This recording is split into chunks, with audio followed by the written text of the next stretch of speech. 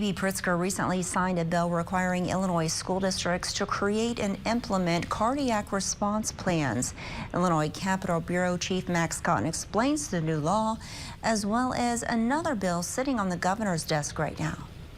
The American Heart Association estimates about 23,000 kids in the U.S. under 18 experience cardiac arrest outside of a hospital. Though not all of those incidents happen in the classroom, Illinois state lawmakers are taking steps to ensure people are ready if it does happen at school. One new law requires schools to create and implement a cardiac response plan by January 1st, 2025. Which includes, but is not limited to, procedures to follow in the event of a cardiac emergency, a listing of every AED and location within the school, and information on hands-only CPR and use of AEDs. It also requires staff to learn hands-on cardiac response training, including how to do CPR and how to use an automated external defibrillator, or AED. Another bill on Governor Pritzker's desk will make sure schools have AEDs on hand. Right now, they're only required to be around during sports.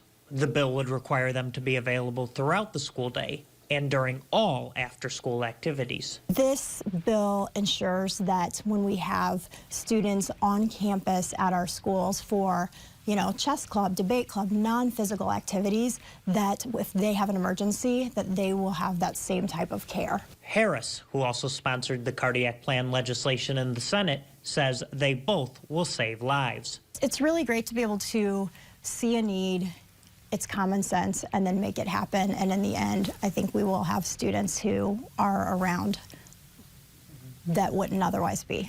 In Springfield, Max Cotton, WGEM News.